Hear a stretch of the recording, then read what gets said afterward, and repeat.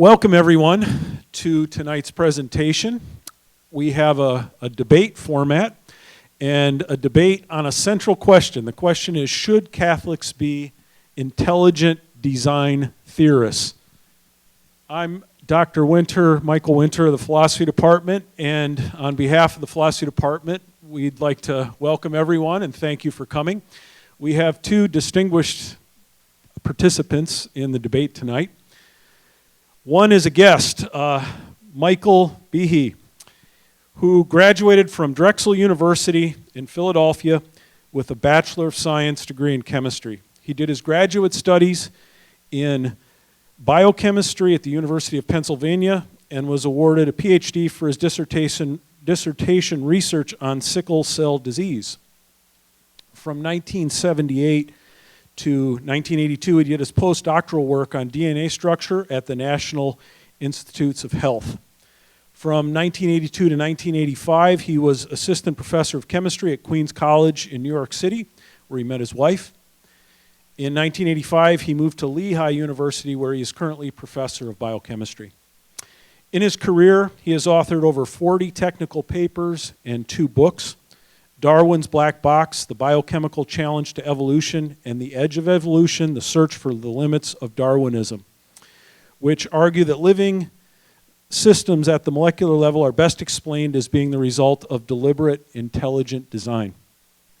The books have been reviewed by the New York Times, Nature, Philosophy of Science, Christianity Today, and many other periodicals. He and his wife reside near Bethlehem, Pennsylvania, with their 9 children.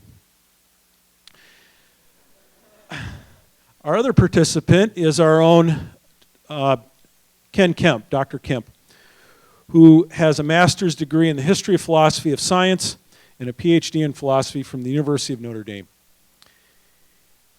He also has degrees in linguistics from Georgetown University and the University of Texas at Austin, and a degree in liberal education from St. John's College.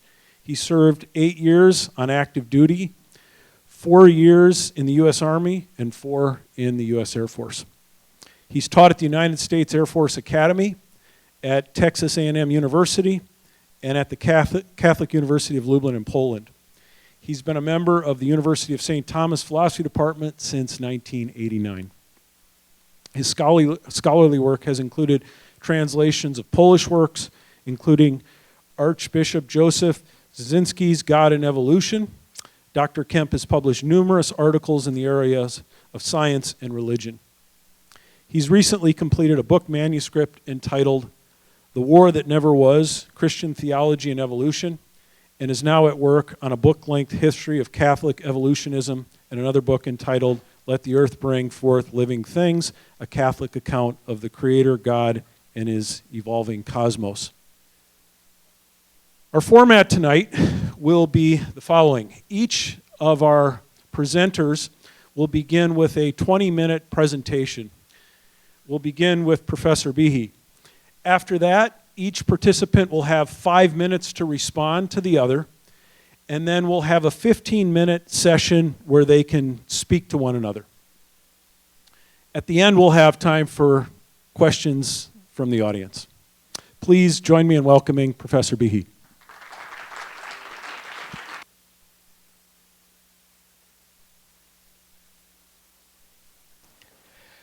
Thanks very much, Professor Winter. It's wonderful to be with you. Please excuse me, but I'm going to be talking very fast because we only have 20 minutes apiece. So as you can see, the question is, should Catholics be intelligent design theorists? And my answer is, you betcha.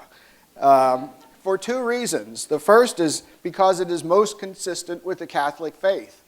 And the second reason is because it is most consistent with the biological evidence. I'm going to address that second point for the most of the talk and get back to the first one at the end. Before I start, we have to take care of a couple crucial preliminary points. The first one is that intelligent design does not concern the age of the earth or common descent. Those are separate questions. The second point is that ID does not require intervention in nature.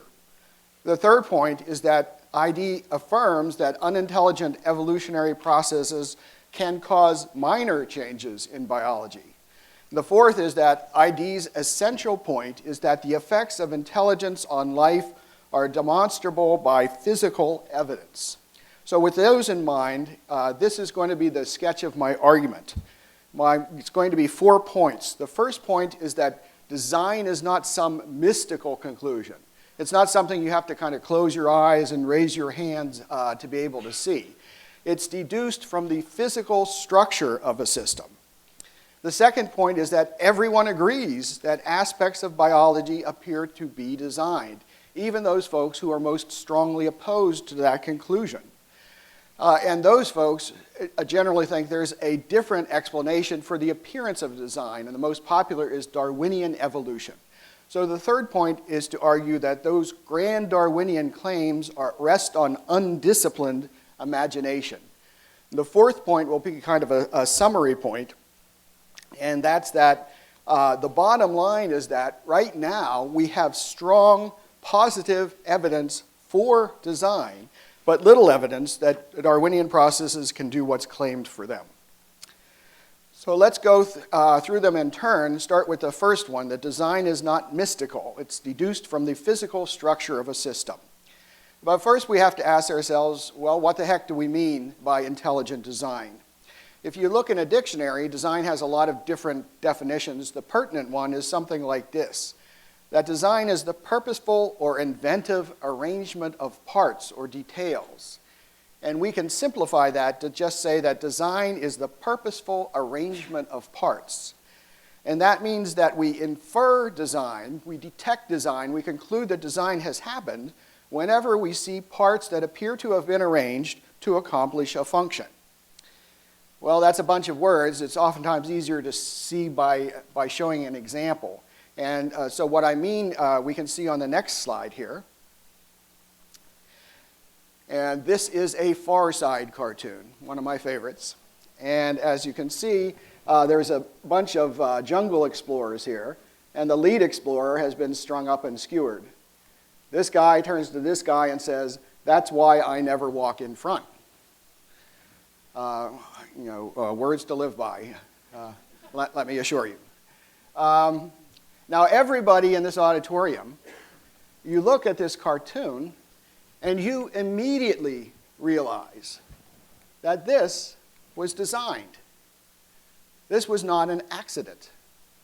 As a matter of fact, the humor of the cartoon depends upon you recognizing the design. It wouldn't be all that funny if he had just fallen off a cliff. So how do you do that? How do you know that it was designed? Is it a religious conclusion? Probably not. No, you know it's designed because you see a number of different parts that have been purposely arranged to accomplish a function. You see the purposeful arrangement of parts. Okay, there's one other point we have to make about design before we go on to avoid confusion, and that is that the strength of the inference is quantitative. And by that I mean that the more and more parts you have, and the more and more closely they are matched to their function, then the more and more and more confident you can be in the conclusion of design. And again, let's look at an example. Suppose you were out and you were looking at this mountain and somebody asked you how it got to be as it was. You'd say, well, it's probably, just regular old natural laws, nothing beyond plate tectonics, volcanic activity, something like that. Well, suppose, though, you were looking at a different mountain, this one, and they said, how did this get to be the way it was? And you said, this kind of looks like a chin here, doesn't it? And this is a nose, maybe a forehead or something. Do you think maybe that some prehistoric tribe took rocks? You say, nah, it's probably just some strange rock formation. It's interesting, but probably just some coincidence. And suppose you walked past these mountains here and were asked the same question. Now, it would never occur to you to say volcanic activity or plate tectonics to account for the faces of the 4 presidents on Mount Rushmore. Even if you had never heard of Mount Rushmore before and you came across these faces, you would immediately know that they were the products of design because you see the purposeful arrangement of parts in the rocks, the shapes of the rocks, that are fitted to their function to portray the images of the presidents. Okay, that was the first point. Now let's go to the second. Everyone agrees that aspects of biology appear to be designed, even those who most strongly object to it. And to stand in for everyone, let's go to Professor Richard Dawkins, who's fairly well known even in our country. He is a retired biologist from Oxford University and a very strong Darwinist. And 30 years ago, he wrote a classic defense of Darwin's theory called The Blind Watchmaker. Nonetheless, on the very first page of the very first chapter of his book, he wrote the following: "Biology is the study of complicated things that give the appearance of having been designed for a purpose."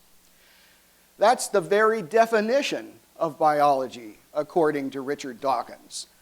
Something that appears as if it were designed for a purpose. Now, he's a Darwinist. He doesn't think that things were designed for a purpose. He thinks they can be explained by Darwinian mechanisms. Why does he even think they appear to have been designed? Is it for aesthetic reasons? Is it because, flowers are so pretty?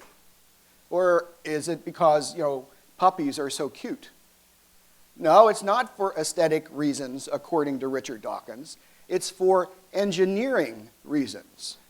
He writes, "We may say that a living body or organ is well designed if it has attributes that an intelligent and knowledgeable engineer might have built into it in order to achieve some sensible purpose. Any engineer can recognize an object that has been designed by looking at the structure of the system." So essentially he's saying we recognize design by the purposeful arrangement of parts. Well, okay, we see design in biology. Is it kind of like the old man of the mountain, kind of intriguing but, marginal, or like seeing faces in the clouds? Well, no, again, not according to Richard Dawkins. He says the appearance of design in life is overpowering. He writes, "The living results of natural selection," because he's arguing for Darwinian processes, "overwhelmingly impress us with the appearance of design, as if by a master watchmaker, impress us with the illusion of design and planning." So we're talking well beyond Mount Rushmore here. And Dawkins talks mostly about things you can see, like whole organisms or whole organs like wings and so on. But as biology has progressed in the last 75 years to deeper and deeper levels of life, the appearance of design has gotten more and more and more intense, so that at the fundamental level, the cellular and molecular, it is really truly astounding. For example, here's a molecular system called the bacterial flagellum. The flagellum is quite literally an outboard motor that bacteria use to swim. It's got a number of parts. This part here acts as the propeller. It spins around and around and around. This is a part that acts as a universal joint. It attaches it to the drive shaft, allowing the plane of rotation here to be transmitted to the plane of the propeller. The drive shaft is attached to the motor, which uses a flow of acid from the outside of the cell to the inside to power the turning. There's various clamps that are used as stators to keep it onto the cell membrane, just like an outboard motor has to be clamped onto a boat for it to work. And I know this looks complicated, but let me assure you, this is just a little cartoon drawing of the flagellum. And if you look at the details, it's much, much more complex than can be appreciated from this. Now, I'd like to show audiences this drawing of the flagellum, which is from a popular biochemistry textbook used in the United States. Because most people, when they look at it, immediately realize that this is a machine. It is not like a machine. It is not analogous to a machine. This is a real molecular machine. And perhaps realizing that helps us to account for where it came from. Now, is the flagellum some sort of freak of nature? This complex thing in a plane of rather simple systems in the cell? No, everything is like this in the cell. For example, in the late 1990s, the professional biology journal called Cell had a special review issue on the topic of molecular machines. And if you turn the page to the table of contents, you'll see listed there titles such as "The Cell as a Collection of Protein Machines," "Polymerases and the Replisome, Machines Within Machines," "Mechanical Devices of the Spliceosome," "Motors, Clocks, Springs, and Things." So that was the point that everyone agrees that aspects of biology appear to be designed, and the appearance has only grown more intense the more we know about biology. But a lot of people do not think that the design is real. They think that Darwinian processes can account for it. So the third point is that those grand Darwinian claims rest on undisciplined imagination. Now, in the interests of time, I'm going to rely on just one person. There's lots of quotes one can find for this. But there's a man named Franklin Harold, who is now an emeritus professor of microbiology from Colorado State University. And in the early 2000s, he wrote a book called The Way of the Cell, published by Oxford University Press, a very prestigious academic publishing house. And in that, he considered the idea of intelligent design. And he had this to say about design. He said, "We should reject, as a matter of principle, the substitution of intelligent design for the dialogue of chance and necessity." And he cited my book. "But we must concede that there are presently no detailed Darwinian accounts of the evolution of any biochemical system, only a variety of wishful speculations." Okay, he makes 2 points here. Let's pause a second to consider those 2 points. He says that there are no detailed Darwinian accounts, only wishful speculations. Wishful speculations, more colloquially known as just so stories.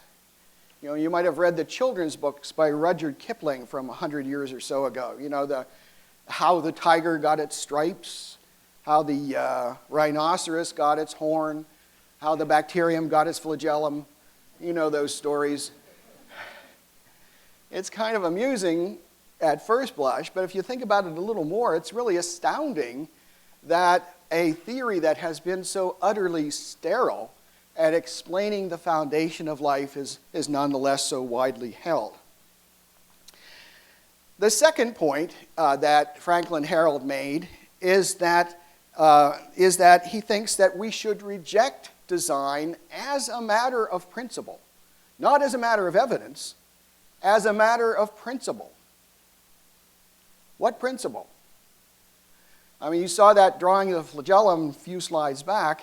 You know, design is not something that's hard to see. It jumps off the page at you. But apparently we are forbidden to consider the idea of design based on some principle. Well, it turns out he doesn't even tell us what it is. He just writes what I showed you and then goes on to other topics. Nonetheless, I think I do know what principle he's thinking of, and it's shown on the next slide here. And it is this, that design seems to point strongly beyond nature. It seems to have philosophical, maybe even theological implications. And that makes a lot of people nervous. And they think that science should stay away from explanations that seem to have such strong extra-scientific implications. Well, I understand how they feel, but I disagree with them. When I was being trained as a scientist, we were always told that science follows the evidence wherever it leads. Let other people worry about philosophical or other implications. That's not our job. I thought that was good advice back then, and I continue to do so. So that was the third point. So the bottom line is that right now, we have in hand strong evidence for design, but little evidence for Darwinism. What is that strong positive evidence for design again? It's exactly what Richard Dawkins said, that life overwhelmingly impresses us with the appearance of design, as if by a master watchmaker. That's how we detect design. We detect design when we see a purposeful arrangement of parts. Unexpectedly, science has seen an overpowering appearance of design at life, and we are justified in concluding that it is the result of real design. Now, what sort of an argument is that when you say that, well, whenever we see this effect, we've always found that this cause is necessary to exert that effect. And so next time we see the effect, we can infer the same cause from it. It can be illustrated by the next slide here. So what is that? Well, yeah, I heard it over there. It's a duck. Yes, indeed. Because if it looks like a duck, and if it walks like a duck, and if it quacks like a duck, then we are rationally justified in concluding that that is a duck. Now, that's kind of the colloquial way of putting that argument, but philosophers know that this type of reasoning is just one of a few major strands of reasoning, and that the technical term for this is an inductive argument. You see, that's what it is. Okay, inductive argument, philosophers, is this a philosophical argument or what? Well, if you look up the phrase inductive reasoning in a reference book, you'll often see something like this. When a person uses a number of established facts to draw a general conclusion, he uses inductive reasoning. This is the kind of logic normally used in the sciences. The conclusion of intelligent design, the argument for intelligent design, is a scientific argument. It depends on the physical, empirical evidence, plus logic and reasoning that is normally used in science. And that means that a conclusion of intelligent design is rationally justified. Okay, my next part of the talk, which will be much shorter than the last one, is to say that yes, Catholics should support intelligent design theory or find it to be conducive to their thinking. And again, I'm not a theologian or a philosopher. Nonetheless, I'll rely on a well-known Catholic philosopher of recent years. His name is Joseph Ratzinger. And about 30 years or so ago, he wrote a little book called In the Beginning, A Catholic Understanding of the Story of Creation and the Fall. And in it, he wrote this. He said, "Let us go directly to the question of evolution and its mechanisms. Microbiology and biochemistry have brought revolutionary insights here. They have brought us to the awareness that an organism and a machine have many points in common. Their functioning presupposes a precisely thought through and therefore reasonable design." And he goes on to say, "It is the affair of the natural sciences to explain how the tree of life in particular continues to grow and how new branches shoot out from it. This is not a matter for faith." In other words, don't sweat the small stuff. But we must have the audacity to say that the great projects of the living creation are not the products of chance and error. They point to a creating reason and show us a creating intelligence, and they do so more luminously and radiantly today than ever before. There are 3 points in this passage. The first is that Ratzinger thinks life is designed, and he reaches that conclusion through physical evidence. And in particular, he cites the study of the foundation of life, biochemistry and other disciplines that have brought revolutionary insights in here. So the answer is yes, Catholics should be intelligent design theorists.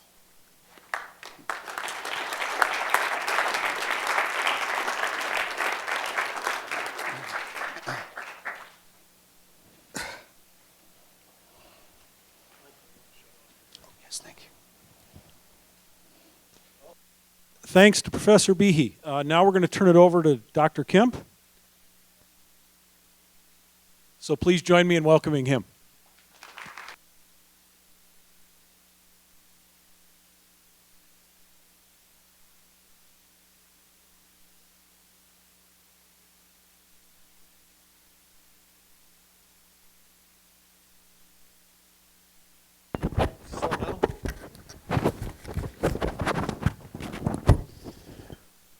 Well, I hope that Professor Behe's talk has clarified a little bit the concerns I heard rumors of, that I'd lost my faith and become some kind of atheist. I haven't. I'll be bold and say what he didn't want to say. I'm a creationist. I believe God created the world, and I think it comes close to following that he designed it. But my view of creation and design is not the same view of creation and design that Professor Behe has. You'll keep clear if you focus on the question of origin of species and origin of biological structures and processes. That's where I think the difference between us lies. The most recent version of opposition to evolutionary explanations of the origin of species is generally known by the name intelligent design theory. Design is best defined. My definition is a little bit different here, so we might want to talk about whether that matters and how. But I think design is best defined as a plan or scheme conceived in the mind and intended for subsequent execution. That's from Oxford English Dictionary. Dale Ratch, in a careful philosophical analysis of the concept, defines design as deliberate agent activity intentionally aimed at generating particular structures which correlate with the mind. William Dembski and Michael Behe present different versions of argument for intelligent design theory. And so we can look at different versions, but because we don't have lots of time, I'll focus tonight on Professor Behe's argument. The structure of that argument, I would say, is argument to the best explanation. That's a pattern of explanation, pattern of argument, used by mechanics diagnosing a car problem. It's also central to science. Why have people from Aristotle's day onward believed that the earth is round? Well, because that's the best explanation of observations of the rising and setting of stars and the way ships recede from view as they sail out to sea. Professor Behe argued in Darwin's Black Box that intelligent design, and not, say, random mutation and natural selection, is the best explanation of the kind of complexity that characterizes so many of the structures and processes that we find in biological organisms. These structures and processes, he wrote, are too complex to be reached by Darwin's inherently gradualistic process of natural selection among randomly generated mutations. In this, I think, he fails to appreciate the variety of gradual pathways that are open to the selectionist as explanatory possibilities. Let me give just one example. It does seem to be true that the complex blood clotting process that keeps human beings from bleeding to death when cut, one of the examples out of Darwin's Black Box, but just as it turns out, a different one from the one he illustrated a few minutes ago. Anyway, it does seem that those could not have evolved in an organism with a high-pressure circulatory system, the one like we now have. Imagine, however, an organism with a low-pressure circulatory system and three mechanisms of reclosing the system when it's ruptured. Vascular constriction to cut off the ruptured part of the system, aggregation of blood platelets into a plug, and clotting of the blood itself.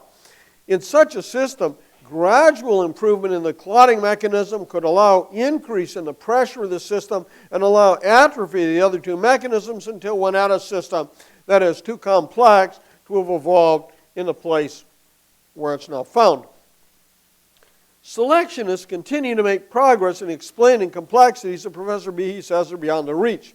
But the task is a difficult one and will keep scientists busy for many years. Professor Behe, I also think, fails to appreciate the problems that his own explanation faces. First, I want to say, for design to qualify as good explanation, there must be a plausible designer.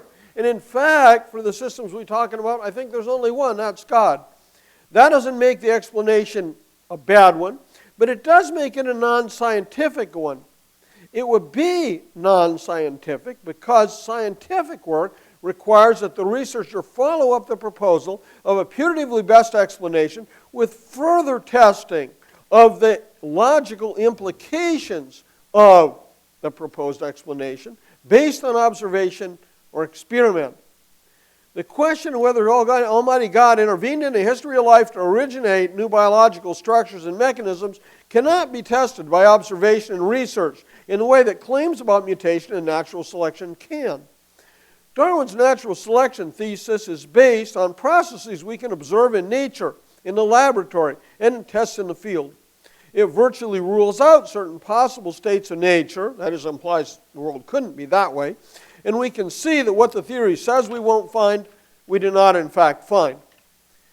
The natural selection thesis has therefore an empirical foundation. Intelligent design thesis, by contrast, I think does not.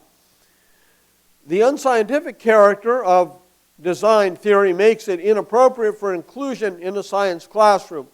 The way in which it's unscientific is a problem to the extent that the goal of the movement of intelligent design is to construct a theory that can be included in the classrooms of schools that must remain religiously neutral. There's room for improvement in the way evolutionary biology is handled in the science classrooms of our public schools. We could do better in respecting the rights of religious anti-evolutionists, but intelligent design theory, since it's not good science, should not be, indeed cannot be part of that program of improvement.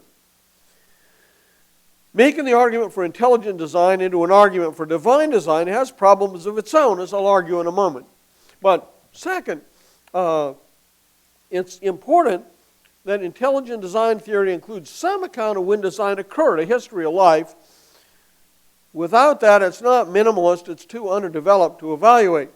Divine design theory, as I'll now call it, has two choices: design done at the creation of the world or design done during the course of the history of life. Divine design, in the sense of setting the kind of parameters nature identified, or the parameters of nature identified by the anthropic principle, such as charge and mass of the electron, is unproblematic. But what we need here is design of blood clotting mechanisms. Pushing those acts of design back to the beginning of the world, as does young Earth creationism, but not Professor Behe, ignores powerful arguments that the universe existed long before there was any blood to clot, and thus long before the corresponding acts of design could possibly have occurred. Putting acts of divine design in the course of the history of life, as Professor Behe does, depends on a questionable and, I want to say, not particularly Catholic theology of nature, one that undervalues secondary causality. The theology of nature I want to propose, and will try to defend if given an excuse during the question period, has a long Catholic pedigree, though it can be found also in Protestant authors from Gottfried Leibniz to Howard von Til.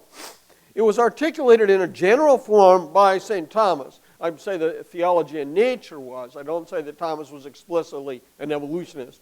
But the theology of nature on which I rely, and which I think intelligent design runs afoul of, I see in St. Thomas, and again, a century ago, with explicit reference to evolutionary theories of the origin of species by Notre Dame priest John Somm, Jesuit entomologist Eric Wassmann, and living geologist Henri de Dorladeau. In this theology of nature, God, the first cause of the very existence of the natural world, endows the objects that constitute that world with causal powers. That is, he makes them secondary causes and works his will through the real action of those created things. That creates a stage onto which he can place free rational beings with whom he interacts in a distinctive way in order to prepare them, in a certain way in order to allow them to prepare themselves by their free choices, to be happy with him in heaven. That interaction requires, as the operation of mere, that is, pre-rational nature did not, the use of miracles. Those miracles should not be understood so much as intervention in the ordinary course of nature, though they might be that as well. They're rather signs or wonders, something beyond the cognitive reach not only of cats and starfish, but even of apes and dogs. St. Thomas defended such a theology of nature in both of his Summae. Here's just one passage. It's a greater perfection for a thing to be good in itself and also the cause of goodness in others. That would be greater than only to be good in itself. Therefore, Thomas says, God so governs things that he makes some of them to be the causes of others in government, as a master who not only imparts knowledge to his pupils, but gives also the faculty of teaching others. And that, I think we now see, plays a role in the formational economy of the world, not just in its everyday operation.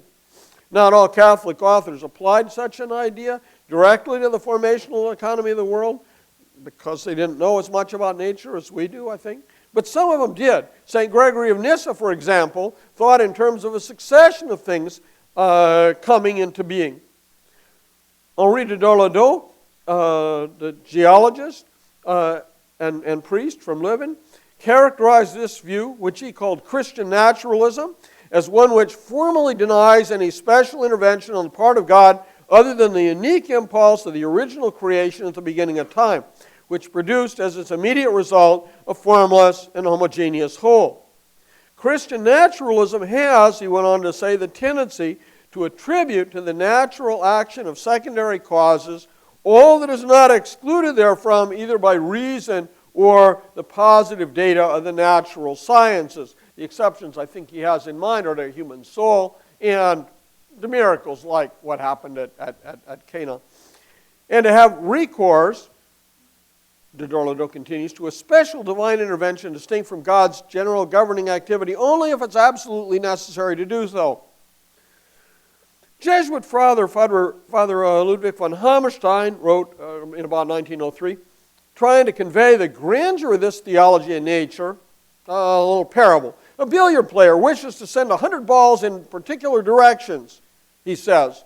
Which will require greater skill, to make 100 strokes or send each ball separately to its goal? To make 100 strokes and send each ball separately to its goal, or by hitting one ball to send all the 99 others in the directions which he has in view. Professor Behe cited, in defense of the consonance of his view with Catholic thought, some passages from Cardinal Ratzinger. In an earlier version, he mentioned Cardinal Schönborn, so I have him named on the slides, but we'll focus on Ratzinger. The ideas are the same. Anyway, I think that Professor Behe's argument might be summarized as follows.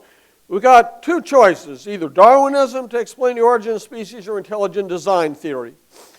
Darwinism means the state of the world is the result of unguided, unplanned processes of random variation and natural selection. You didn't say that explicitly this night, right, to keep within the space. But the argument works like this. Darwinism means that, and given what Cardinal Ratzinger said, Catholicism teaches something different. So Catholicism teaches Darwinism is false, so Catholics should support intelligent design. The problem with this argument is fatal ambiguity over the meaning of the term Darwinism. There are, we might say, two Darwinisms. The purely scientific thesis that is the conclusion of a scientific argument, the basis for further scientific inquiry, or that thesis plus an anti-providentialist gloss, in which case that kind of Darwinism, extended Darwinism we might call it, in contrast to scientific Darwinism, is beyond the reach of scientific inquiry and is philosophical or theological. Now, the point is that what Ratzinger is criticizing is that extended Darwinism, that is the one that includes this additional philosophical gloss. And I think that extended Darwinism is wrong in its anti-providentialism. But we can take from, or better to say, we can contrast with that extended Darwinism a much more modest scientific claim that species, or to focus on processes and mechanisms, blood clotting and flagella originate by Darwinian processes without making a stronger claim that everything in nature is a result of chance and error, the kind of thing that Cardinal Ratzinger criticized.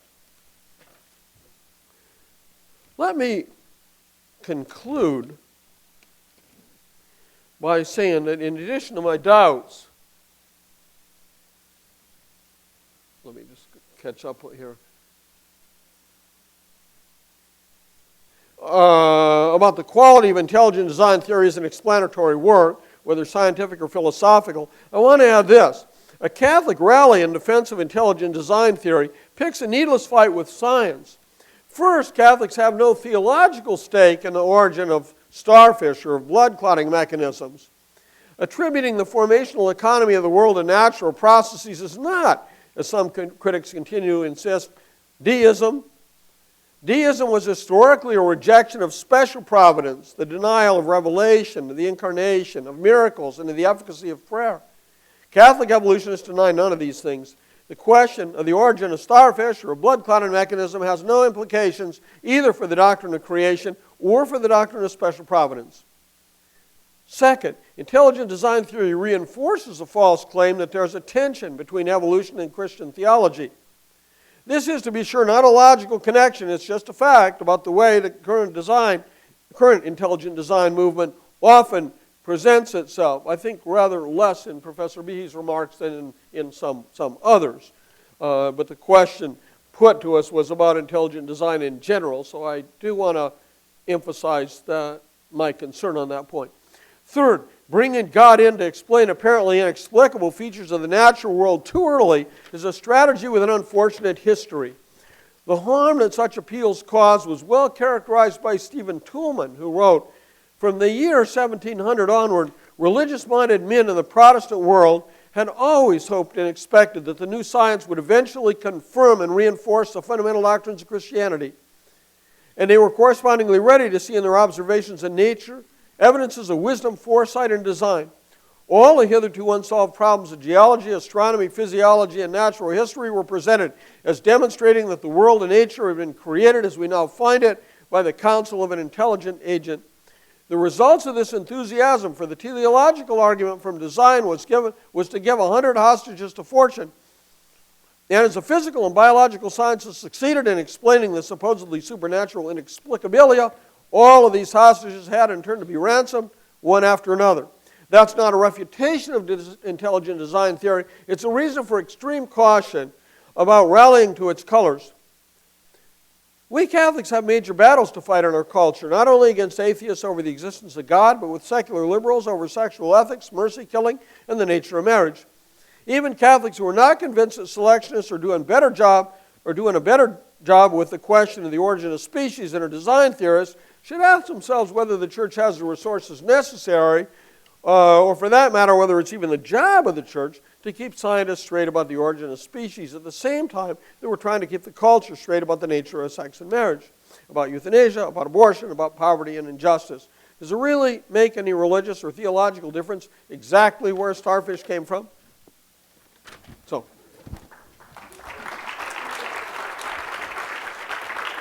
Sure. I'm sorry? Just turn off your mic. Mm-hmm.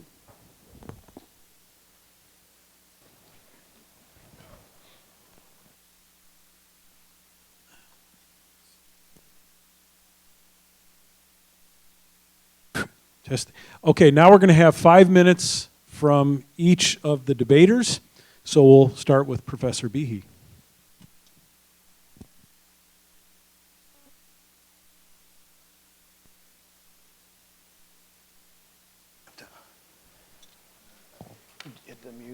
Hit unmute, I guess. Okay, did we go back to the beginning or something?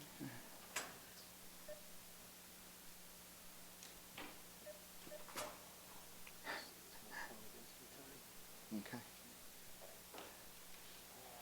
Oh, we hit escape here just to see if it's on PowerPoint. Oh, there you go. There we go. Okay, so let's go down to here. Okay. There we go.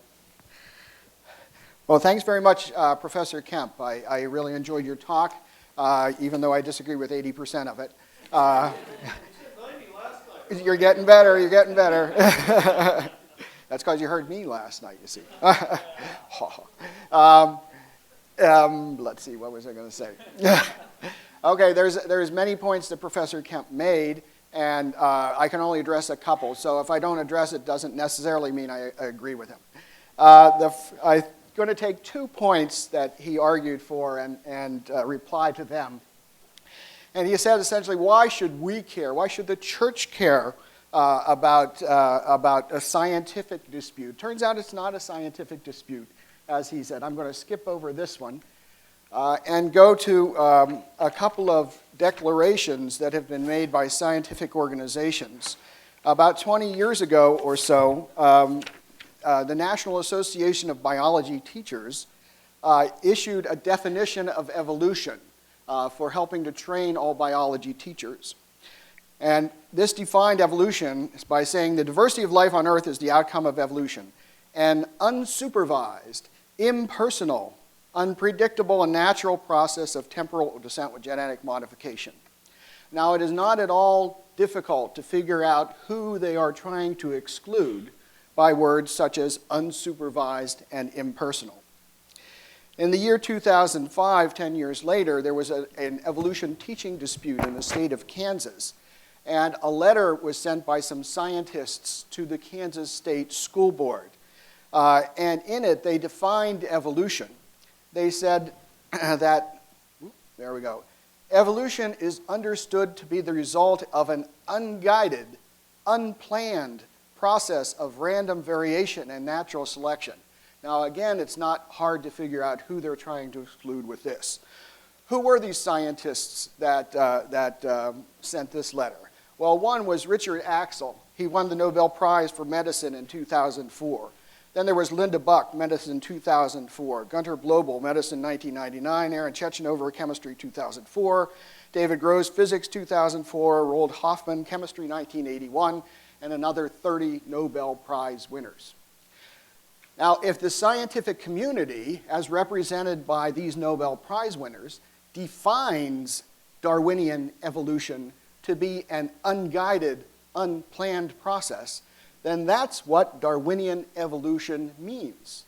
It does not help at all for us to say, well, my private definition is going to be, well, it happens, but there's lots of room for guidance and planning.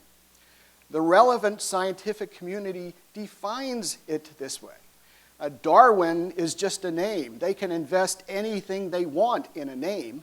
So Darwinian evolution means unguided and unplanned. If somebody such as Professor Kemp wants to argue against it, they'll have to come up with another name. Call it, say, Thomistic evolution or something.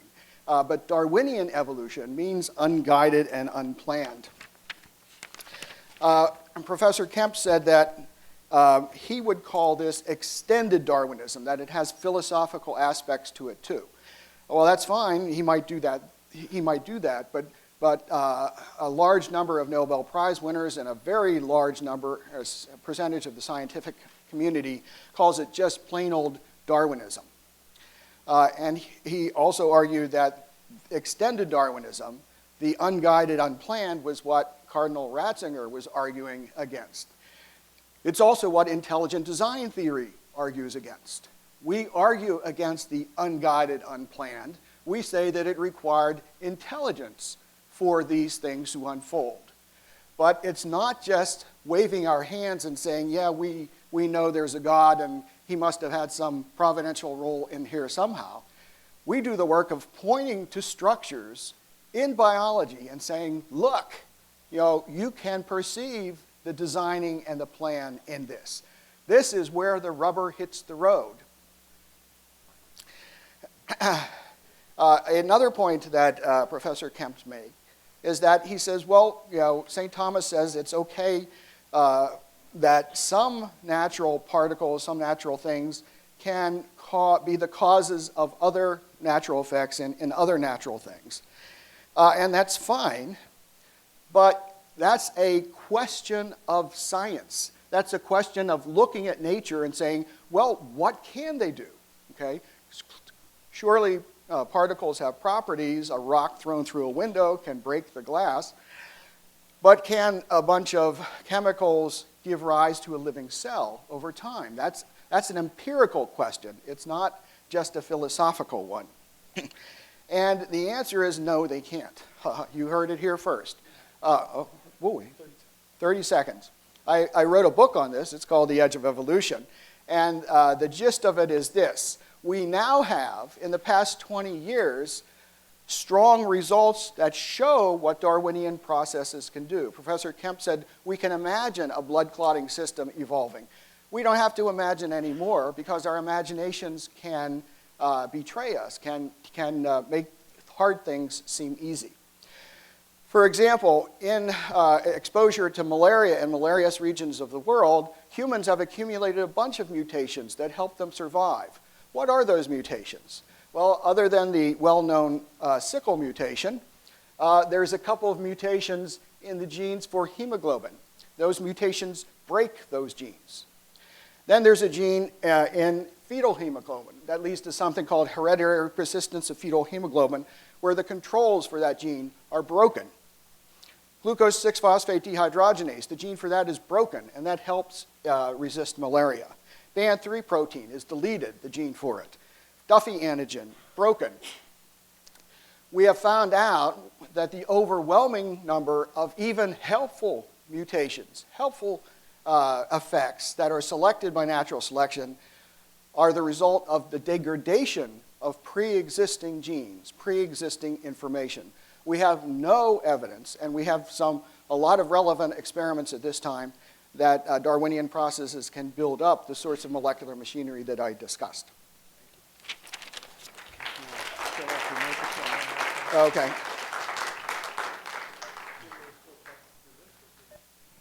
Just wait a second before you turn on. Okay, now we'll have 5 minutes from Professor Kemp, and then we'll have a 15-minute dialogue between you two.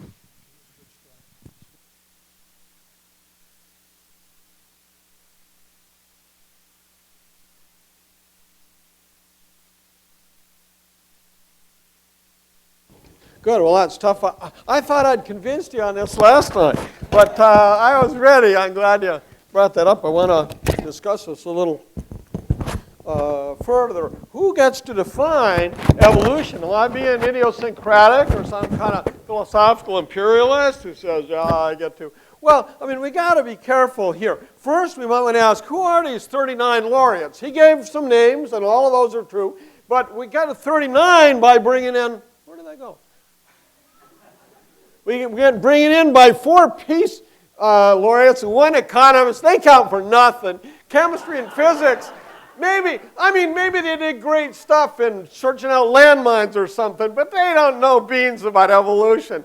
How about the chemists and physicists or the medicine? There's not in evolutionary biology, though some of the medical ones come fairly close. I don't want to be too hard on that. But my point is they're good at doing their experimental work. And when we come to get an exact definition, we have to say, whoever you're experimentalists, it's time to do some philosophy here. We need to be careful to extract the real essence of what they're doing and not let it be painted over with some philosophical stuff that has nothing to do with the real basis of their work, but that they're attached to for other reasons or that they heard and unreflectively added. So, I think that we can't just take the word of what was written in some kind of letter that was sent around to 39 people for signatures. We have to ask where that really comes from and what they really mean by it. And when we look at the statement, I think we notice something interesting. Where does this idea come from, this idea of unguided, unplanned processes? It comes out of the history of biology. There's 2 possible meanings that phrase could have, and one could be this atheistic gloss, but the other is this, a rejection of an early 20th century alternative to Darwinian evolutionary theory called orthogenesis, the idea that inside the organism was something that pushed it along. Here I'm quoting from a 1910 book by Vernon Kellogg called Darwinism Today. Today means 1910. Where he's trying to articulate this because then it was still a live option endorsed by many people. And that definition, he characterizes orthogenesis as variation, or a theory in which variation and hence the lines of modification are predetermined by something inherent in the organism. Like the idea that maybe the Irish elk kept getting bigger and bigger antlers because something was built in that kept making them bigger and bigger until they were just too big and the thing died out. That seems not to be, in the end, the best explanation of those, but it looked like a good explanation in 1910. It didn't pan out, and in response to that, the Darwinian alternative, where the mutations are not driven by something within the organism, not something guided along some predetermined line, the Darwinians emphasized that their theory was a theory of unguided an unplanned process, in contrast to orthogenesis. It's a theory in which variation may be wholly fortuitous, miscellaneous, indeterminate, but selection permits only certain kinds of variation to persist and accumulate. That's Kellogg again, when these are both taken seriously by some scientists. So what I want to say is, they got that idea. It came out of 1910 somehow. They're still, not explicitly, but somehow in their head, fighting the battle against orthogenesis. I don't mean that none of them are atheists and they don't grab a term that had one meaning back when they were fighting against that theory and attach some philosophical stuff to it. But what I'm saying is that the rejection of providence is a very different reading of that. That doesn't mean that they should have used this phrase. I think they shouldn't have. It's misleading. And when pressure was put on the National Association of Biology Teachers by critics, they withdrew that definition. So in the end, we've got a problem. Two ways of interpreting that phrase. The anti-orthogenetic version of that phrase is supportable by science, but that version isn't relevant to current controversies. We could take the anti-providentialist version. If we take that, then it's not science, and then they're just wrong. And if they say that that's what science, or that's what evolution means when they're doing their work, they're just being muddy-headed. That's a good place to stop. I mean, I have a lot of things I could say. Well, you can try to elicit them in questions. So.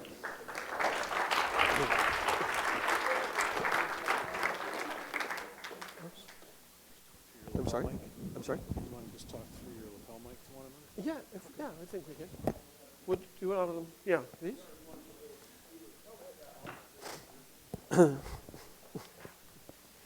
So, I was the last to say a word. Do you want to ask the first question, or do you want to answer the first question?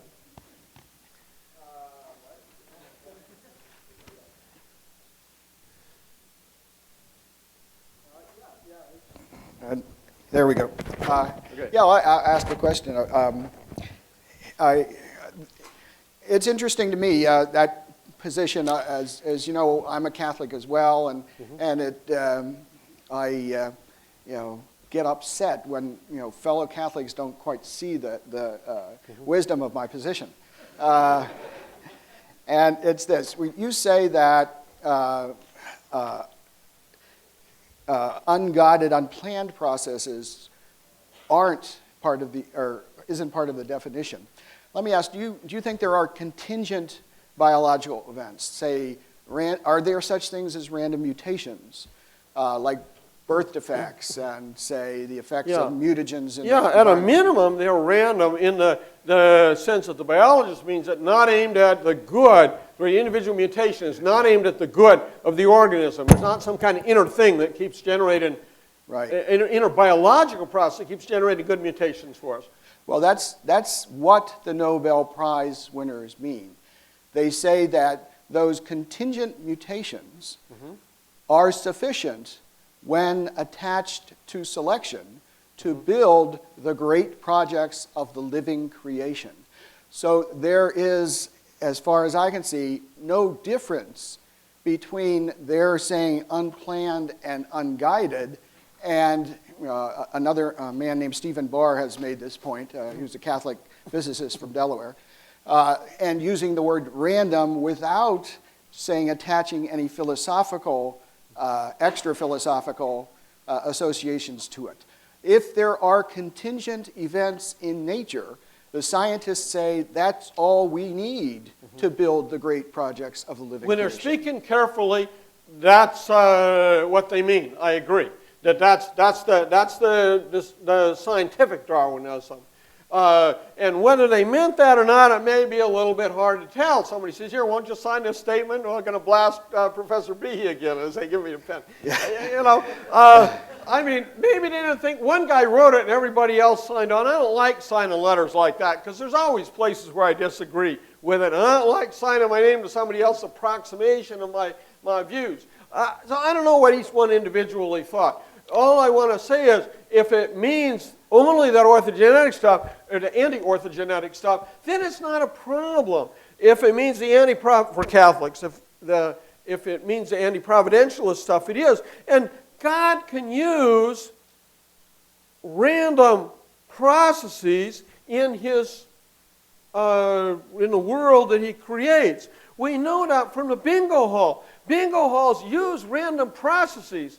Why? To do two things. Give the parishioners a good time and make money for the parish. They know it's going to do that. But they use a random process to do it. If they didn't, if they always, put their finger on the thing so that their money wouldn't, that wouldn't be very good. So God can use random processes too. Does God determine the numbers that come up on the bingo cards? I'm sorry? Does God determine the numbers that come up on the bingo cards? Probably not. Then He didn't design them. I'm sorry? Then He didn't design them. He didn't intend them. He designed the bingo. I mean, He didn't design the bingo hall, but the priest or somebody designed the bingo hall. So God designed the world in a sense of setting up a world in which the things He created have the powers that they need to have to do His work. I think that He created a world in which living things gradually evolved. Did He know that they do that? Yeah, I think He knew that they did it. Can things in there be random? Yes, they can, in the same sense that the bingo game can have random processes that serve the ends of the priest, namely money for the parish and fun for the parishioners. Can you name a biological example of a complex system where it's been demonstrated that random processes plus selection has Not built been in? demonstrated yet because the work is too new. You said 70 years, but it's not much more than that, and we're still making lots of progress in understanding exactly how these things work, and much less having the protein analysis and the genetic analysis that underlies such a solution. I think they have made progress. Now this I know is the difference between you and the rest of the scientific community. So let me just stop and say, okay, then you don't know of such an example. And therefore your statement that you think God set up this process is speculation, because you don't know if that process could have worked by random changes plus selection. I think it's too And much to say speculation. I think it's I can misleading. tell you, I have a lot of slides that, of course, I couldn't get to, in which excellent scientists have set up systems of bacteria to evolve. There's one man in particular, his name is Richard Lenski at the Michigan State University. In the late 1980s, he took E. coli bacteria, which have a generation time of a few hours, and he grew them in his lab, and they went through about 6 or 7 generations one day. And the next day he came in, took a little bit of that, and transferred to another flask, another 6 or 7 generations. He's done that for 25 years. They've now surpassed 60,000 generations of bacteria, which is a couple million years of evolution for large animals. That's the number of generations. What did he find? The bacteria improved. They grew faster. They were larger in some respects. But what were the genetic changes? They were all broken genes, just like I told you for the human example for malaria. There was one of the biggest improvements was breaking the genes involved in the bacterial flagellum, because in his system, the bacteria were shaken. They didn't have to swim. So you just throw that overboard, like you throw over heavy equipment from a sinking ship, say. And that's an improvement, but that doesn't explain how you make sophisticated equipment. Another one was the destruction of something called the ribose operon, which is responsible for making the sugar ribose, and many other like that. There is nothing that is on its way to building a complex system. Several things. First, and not clear exactly what these bacteria needed by way of improvement in the 30-year experiment. But more importantly, I agree, and I thought I said, maybe I didn't say it forcefully enough, there's a lot of work still needs to be done. This is a new field. But what the selectionist does is begin with processes that we really do observe in nature and in the laboratory. You agree that we observe these processes. You disagree about how far they'll reach. But at least it begins with a vera causa, a true cause that we can actually observe in nature, and tries to give an account of how far that it develops. My concern with intelligent design theory is it seems not even to begin with vera causa. If you ask, where do the blood clotting mechanisms come from? And I say, well, maybe selected random mutations. You say, I don't think it can get that far. But at least the mutations are the kind of things that we know occur there. Now, what's your starting point? Because we have organisms that don't have blood clotting, and then afterwards we have organisms that do have blood clotting. What happens in between? Is intelligence a vera causa? I'm sorry? Is intelligence a vera causa? If you take a newspaper, if you take the paper and the chemicals in paper and the chemicals in ink, is that a complete explanation for a newspaper? Suppose you look at the morning newspaper. What's a true account for the production of that? Intelligence is something, it's not some fuzzy thing. We see it in our world all the time. There might be other examples of intelligence, but we know that intelligence can foresee goals. We know that intelligence can arrange things in order to achieve those goals. And when you looked at those examples, those cartoons, for example, that I put up on, you immediately inferred intelligence. It's not because, like I said, of a philosophical or religious inference. It was an inductive reasoning. All the examples that you gave are examples where we know not necessarily who individually designer is, but these are the kind of people out there that print newspapers, that do sculpture, and so on. We know who does this, and what kind of intelligent agents there are around to do this, and that it's within the range of the things that we see them do.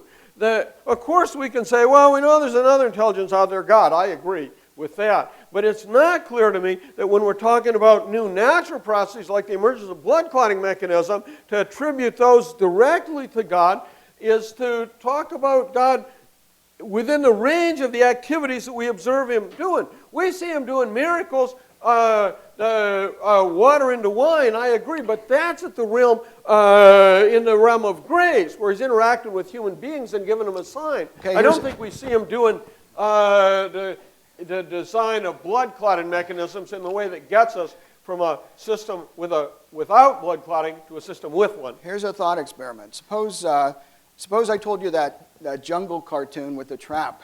Turns out they weren't jungle explorers. They were space explorers.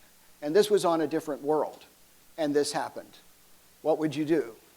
I'll bet most people would start looking over their shoulders for who designed that trap. Now, we know that we can do something like that. Well, maybe there's other beings out there. But suppose we found a sophisticated machine. We couldn't understand it. Then we kind of pried it apart. We figured out how it worked, and we saw. Then we found a more sophisticated machine. And we didn't know how this could work. It was beyond our comprehension.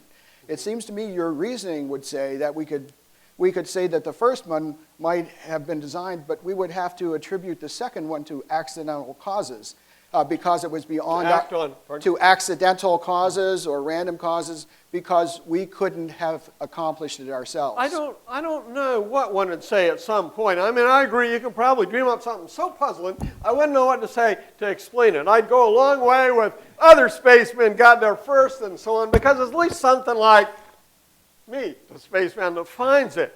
Now, with regard to the origin of the blood clotting mechanism, I don't say accidental causes. I say causes that I see occurring in nature. And you see occurring in nature, and the only difference between us is how far they can go. So in that sense, I'm appealing to a cause that we both agree acts in nature. And I don't see God, a reason for thinking that God acts in nature to get us from no blood clotting to clotting. That was the point of the Hammerstein pool table, was fine, God sets up a world in which all this is going to evolve. That's what's really impressive, is a being so intelligent that can do that, not one that needs to come out every few years and update the system. Right. Well, we went through this last night, which kind of spoils it. But I have great answers for all those points. But I want to make one point, which is that, I just forgot what I was going to say. You're going to probably talk about the green pool balls. No, oh, yeah. No, it's this, that we know of a definite material in nature that can help, that allows light to pass through empty space and get to the Earth. As a matter of fact, all the physicists in the world agree. As a matter of fact, the leading physicist in the world published an article in Encyclopedia Britannica describing it. It's called the ether. And the physicist in question was a guy named James Clerk Maxwell, whose physics and equations are still taught to engineers today. And the ether doesn't exist. Turns out when people developed abilities to check for it, what they knew existed, and Maxwell called it the largest body of which we have definite evidence in the Encyclopedia Britannica. And here Professor Kemp and many other people are saying, we see that there are these natural causes which can do this thing. We see them. But if you look for the evidence, it's not there. The evidence we would expect to find would have come from experiments such as Richard Lenski did. If the bacteria had developed anything of note, well, that would be worth considering. But we see nothing like the imaginations of many evolutionary biologists and others require of Darwinian processes. I think there's nothing wrong with imagination in science, though it's not the end of the game. And so you use the phrase undisciplined imagination. And an undisciplined imagination, that's what Kipling has, and he gives us great stories. Science has to do more. Science begins with an imaginative account. What could be the cause of this thing? And then they develop consequences, logical consequences of their explanation that they've dreamed up, and go out and see if those correspond to the real world. Now that can take lots of time to come up with the right thing and lots of time to test it. I think 70 years isn't enough. But it's at least scientific work. It's not undisciplined, because the discipline is a discipline of observation and experiment. And I guess my puzzle about intelligent design is, it seems if you say, well, God, He's the one that got us from there to there. I don't see how any kind of there are any kind of logical consequences which you can check by observation and experience. You should probably give him a moment to answer. That's a little unfair for me to be able to say that and say, okay, anybody else got a question for him? No, I was the first speaker, so you get the last word. Okay, well, that'll be, at least yet from this exchange. So why don't you shut So off? we're going to Shut these off. enter. Do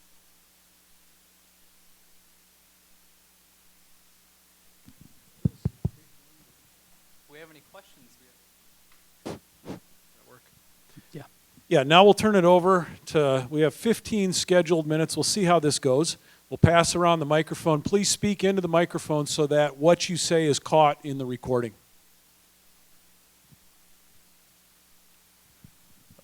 I guess I'm going to ask a question that's maybe not scientific, but more Catholic. Even though I'm not a Catholic, sort of puzzled by this.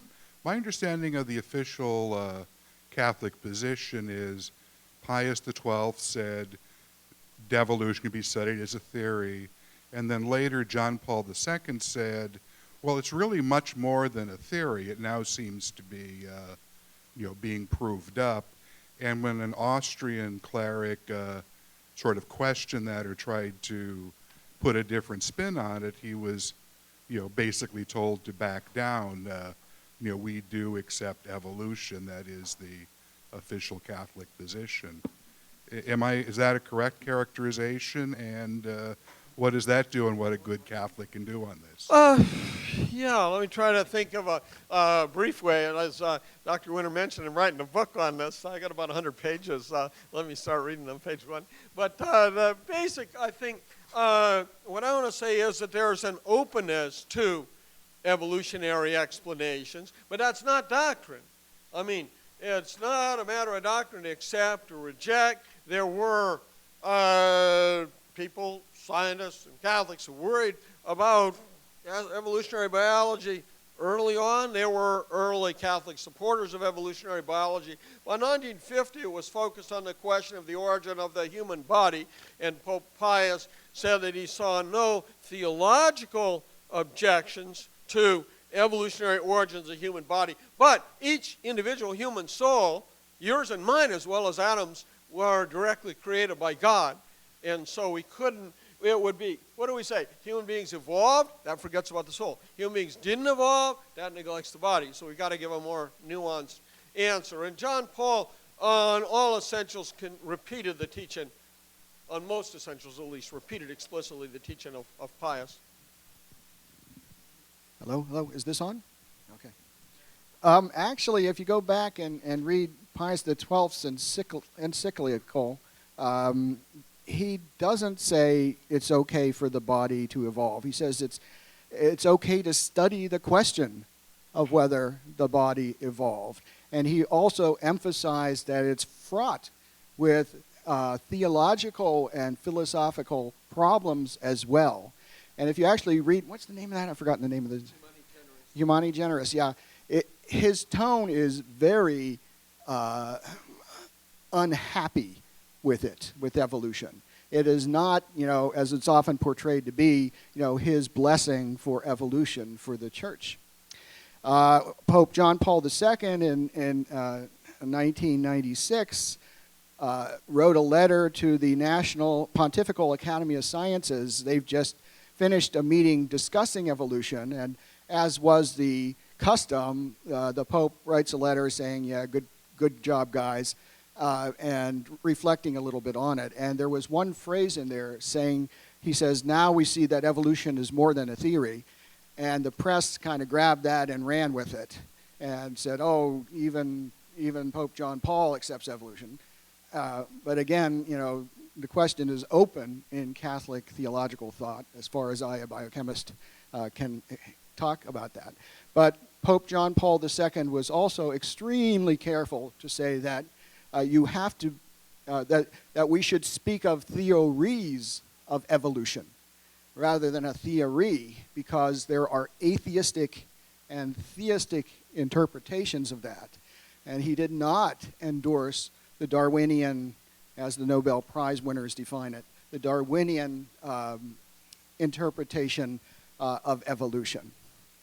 So we both agree those are good documents to look at. We disagree at a minimum at the way we emphasize them. So I suppose go look at Humani Generis and go look at the statement of 1996. It's often given the title, Truth Cannot Contradict Truth, though that's not its real proper name. But if you go, it's all over the World Wide Web. So you'll find it, study those things, and guide yourself first by the documents, and in light of that, consider our different ways of highlighting. Is that, we can agree? Oh, we agree on that thing. Okay, good. Oh yeah, we get information from science, from history, from revelation, intuition, all kinds of arenas. And there's a consistency within these arenas and across these arenas. And sometimes it's helpful to step out of one into another to shed light on the overall problem. And so I would ask you both, what do you do when somebody discovers or has found, for example, soft tissue in dinosaur bones? what do you do when somebody discovers soft tissue in dinosaur bones? Oh, which questions the age of your, because you would not expect soft tissue to exist for such a long period of time. If I'm not mistaken. Maybe he didn't quite hear.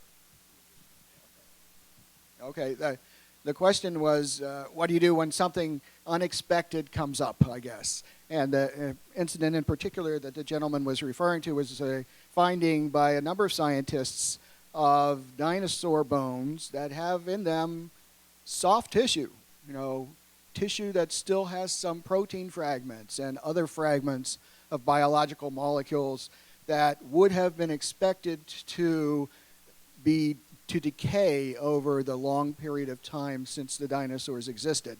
And some folks in the young Earth community point to this as a refutation of the age of the earth. Well, historically, when science comes across something unexpected, it tries to fit it in. Somehow, it tries to make accommodations with it.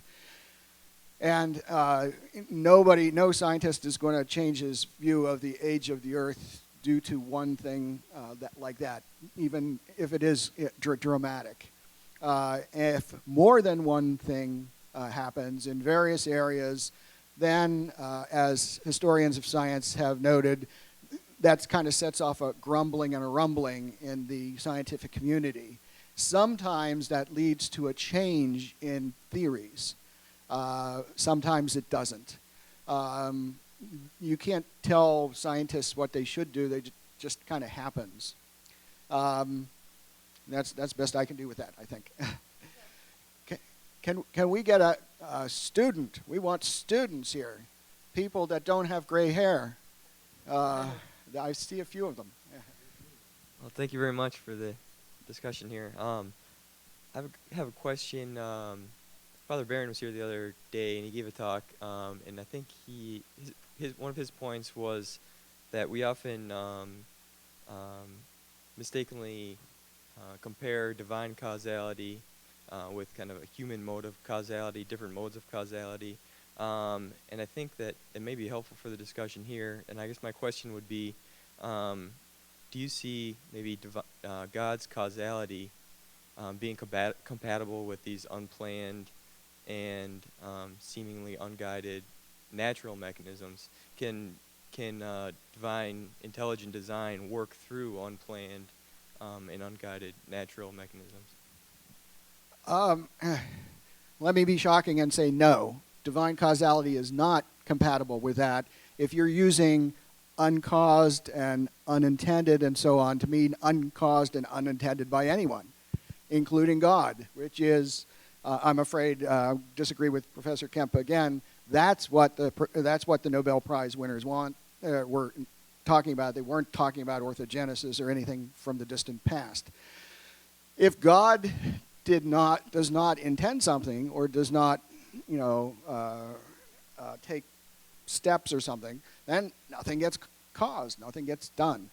The only sense that a Christian could take or put on those is the sense that Professor Kemp and some other Christian theists who are roundly sneered at by Nobel Prize winners and others, that, it looks uncaused and unpredicted and so on to us, but in God's vision of the world, he knew it was going to happen all along.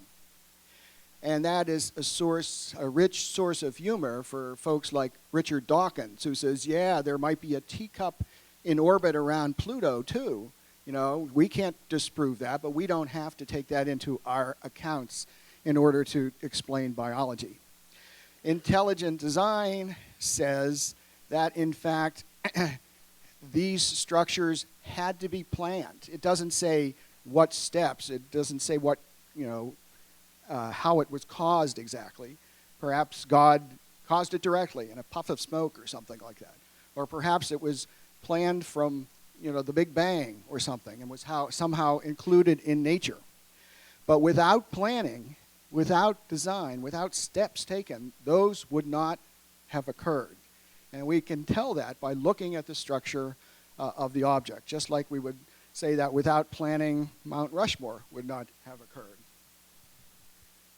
Yeah, I didn't mean that those Nobel laureates had explicitly in mind an attack on orthogenesis. I mean that they inherited a phrase that was used to contrast Darwinian biology with the orthogenetic alternative that was current in 1910 or in Kellogg's day.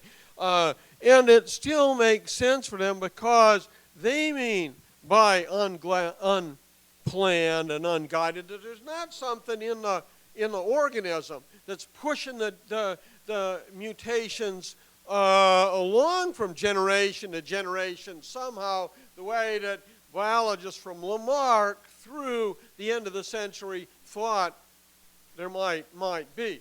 So it does still make some sense, but it only means random in that sense. It doesn't mean random in the deeper sense. That is, what causes the mutation, an individual one? I don't know, a cosmic ray hits the, hits some gene and knocks something out of place.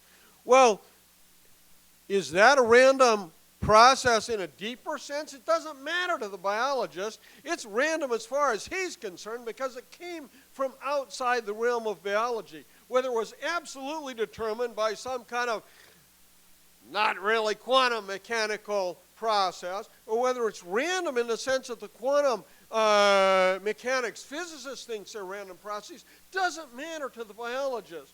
So all they're entitled to mean is that it's random in this limited biological sense.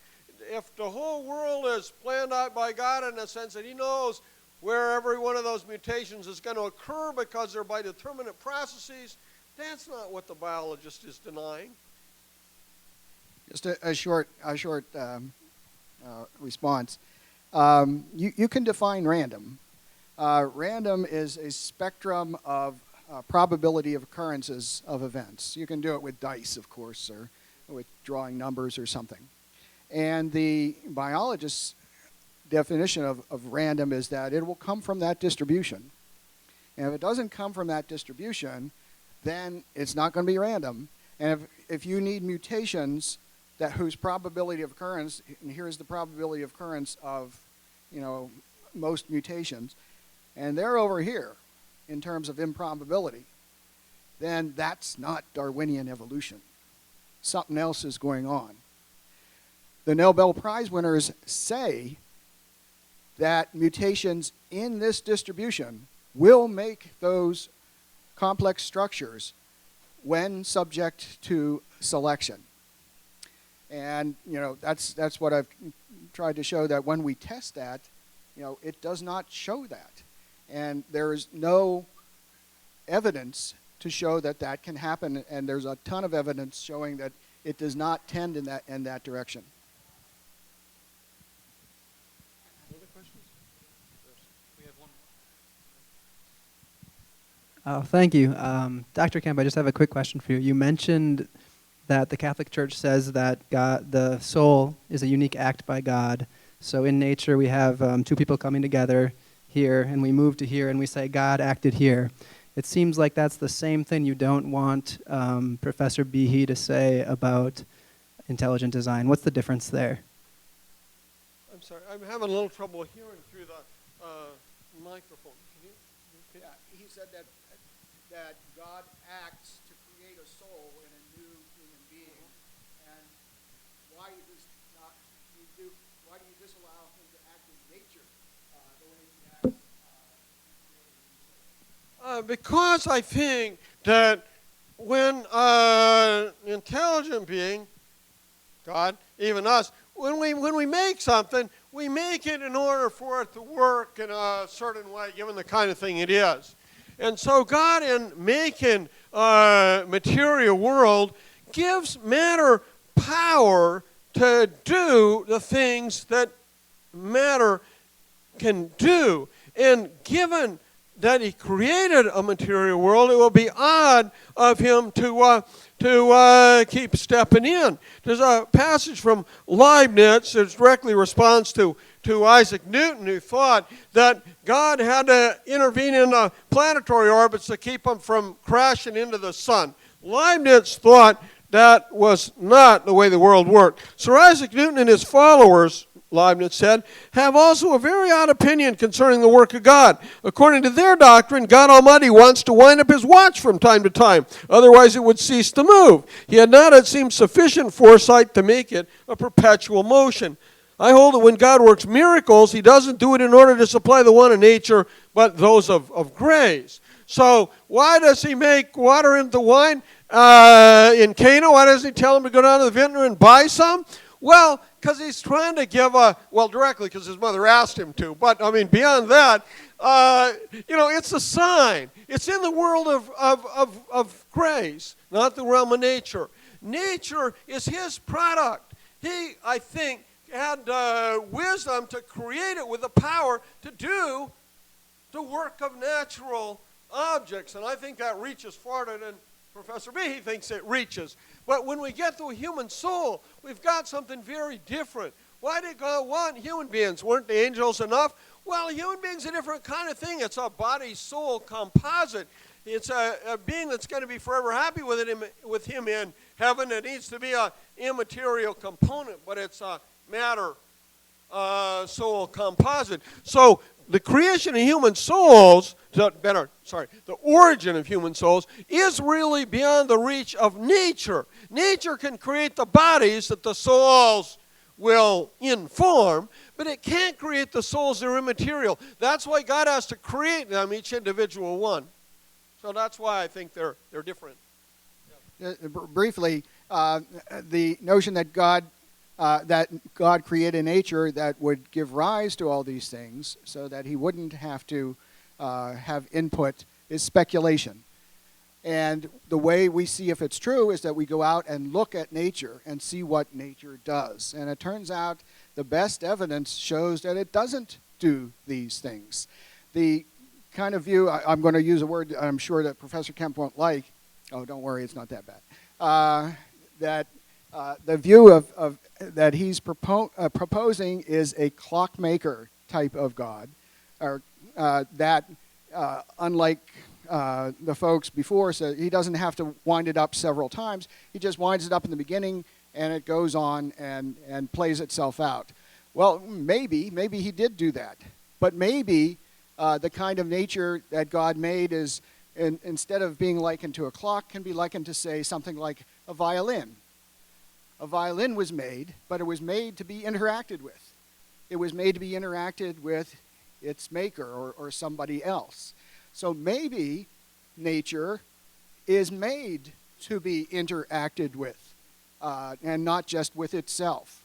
And that's a question we have to go out to nature and look to see what the evidence is. Couple last comments. Yeah, I don't think a clockmaker image is perfect, because if you go into the watch shop and shoot the watchmaker, the clock still goes. The world depends on God for its very existence, so he's always interacting. Interacting isn't quite the right word. He's always conserving it in existence. And then the question is where the interaction comes, because of course God wants to interact with the world. He put us here and he interacts with us. But that's where the interaction comes. When it comes to blood clotting in the apes and stuff, because it's earlier than, it's there before we got here, that's, I guess, the difference. He thinks, we've studied this so much that we can see that there's got to be interaction even there, because natural processes can't have it. I want to say, we've only been working on this for half a century. That's not long enough. It's really complex stuff. And we don't know that natural processes can't handle it. And if we try to say that they do, we'll end up just where people ended up in the 19th century in that passage from Toulmin that I quoted.